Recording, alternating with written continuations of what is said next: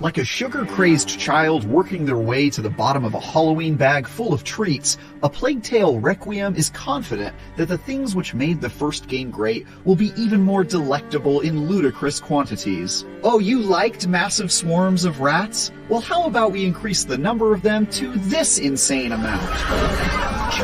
What's going on? What did they do to you? You enjoyed a gruesome and harrowing journey that tested the limits of your emotional resilience? Great, let's increase your personal suffering by 200%!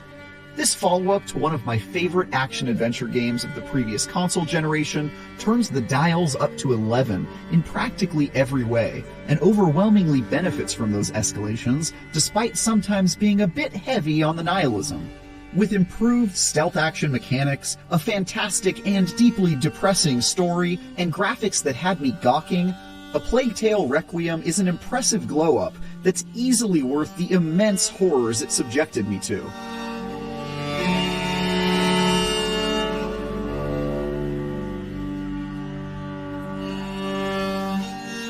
Following in the creepy, skittering footsteps of its predecessor, A Plague Tale: Innocence, Requiem is a somber third-person action-adventure game that takes place in an alternate history version of 14th century France during the 100 Years' War. You play as Amicia, older sister to an afflicted and disturbed young boy named Hugo, and must travel through both beautiful and dystopian areas, run away from a tsunami of plague rats, and sneak or murder your way through an army of half-witted soldiers, all in the name of saving your brother. You'll spend your time tiptoeing past enemies that can kill you almost instantly in competent but unoriginal stealth action, or using light sources to make your way through hordes of ravenous, man-eating rats in much more memorable puzzle-based areas.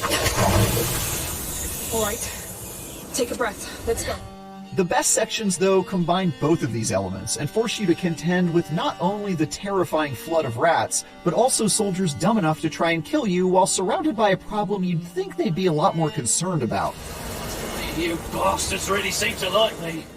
In between all that action, you'll unravel the incredibly bizarre and excessively complex mystery of your brother's illness, while meeting memorable characters along the way, some of whom are nuanced and well-written, while others just want to murder you because they're insane sociopaths and everything in this world is awful. Thank you for taking us.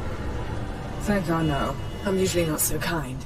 If you thought the original Plague Tale was grim, this follow-up is so dark and pessimistic it makes its predecessor look bright-eyed and upbeat by comparison.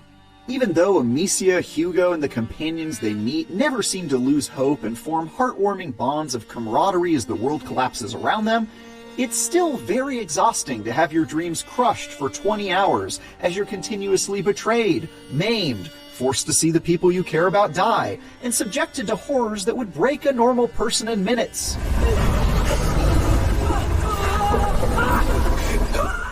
That said, the story is still extremely well told, filled with unforgettable moments that left my mouth agape and my head turning to imaginary referees in anticipation that a flag would be thrown onto the field for being too over the top.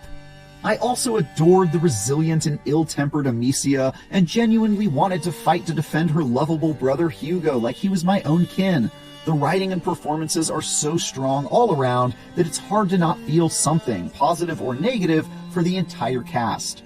A few parts of this enjoyable journey can be a bit convoluted or occasionally meander for a moment, but I ultimately came away from it glad I put myself through the horrors of rat hell for the story I got in exchange. Requiem doesn't do a ton to distinguish itself from Innocence when it comes to gameplay, but it does refine the existing blueprint to great effect. Some of the weaker moments are the standard stealth action sequences, where you're sneaking around or strategically eliminating soldiers as you work your way toward an objective. Using the sling, crossbow, and bag of alchemical tricks at Amicia's disposal isn't boring by any means, but it also doesn't do much I haven't seen in numerous stealth games before.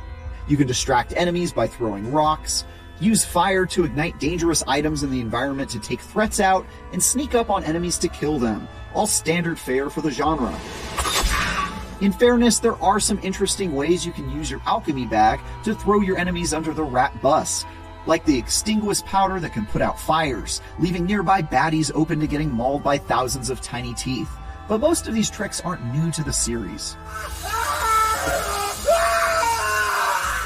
The only truly standout addition Requiem brings is that NPC allies can now mix up your stealth options with their own special abilities. One ally, Lucas, can stun enemies with his Stupefatio powder, while a soldier named Arnaud can be directed to confront enemies in open battle.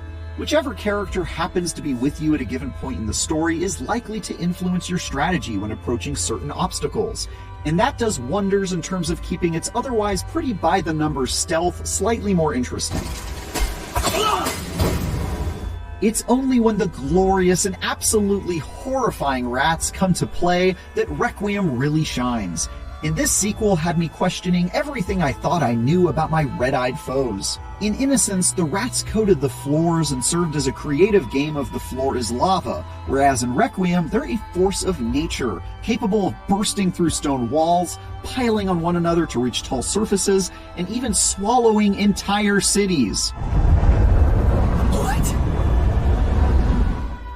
You'll still contend with plenty of areas that have you moving past a floor coated with filthy biters by using rat-repelling light in creative ways, but now you'll also have sections where no amount of light can save you from the literal tidal waves of rats that are barreling toward you. And it's awful in the best kind of way. You goddamn demon! That said, solving the rat-centric puzzles that stand between you and your objective are almost always a breeze, even if they are very cool. It's definitely satisfying, for example, to go around shooting down hunks of meat to distract a group of rats long enough for you to run by, but the solutions are either almost always immediately apparent or told to you outright through the campaign's extensive tutorial. A few new wrinkles make for some memorable moments, like how you can use the crossbow to shoot fire arrows into the environment to make small patches of safety from the rats, or how you can throw tar at a fire to make it much brighter for a short period of time, extending its bubble of safety. But even in these cases, I rarely felt challenged by any of these obstacles, and mostly just blew through each of these areas without ever feeling like I wasn't in control. However, my favorite parts of Requiem were when rats and soldiers occupied the same space, forcing me to make use of both stealth and puzzle solving at the same time. There were moments where I'd try to find the perfect window to give some guards the slip, only to find an army of rats waiting in the darkness ahead, which sent me running back into hiding before the guards saw me panicking out in the open. On the other hand, sometimes I would find a clever way to get past a section of rats, only for my actions to draw the attention of a guard, who then put an arrow through my chest, just as I naively thought I'd achieved victory. Managing these two mindsets was not only challenging and unique, but absurdly fun, and tested the limits of my creativity and grit.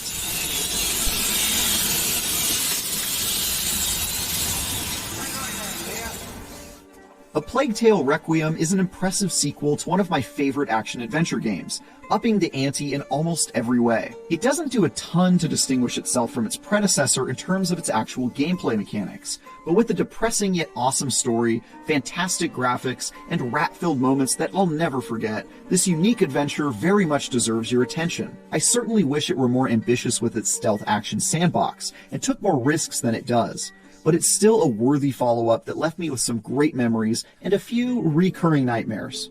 For more, check out our reviews of Overwatch 2 and Slime Rancher 2 Early Access.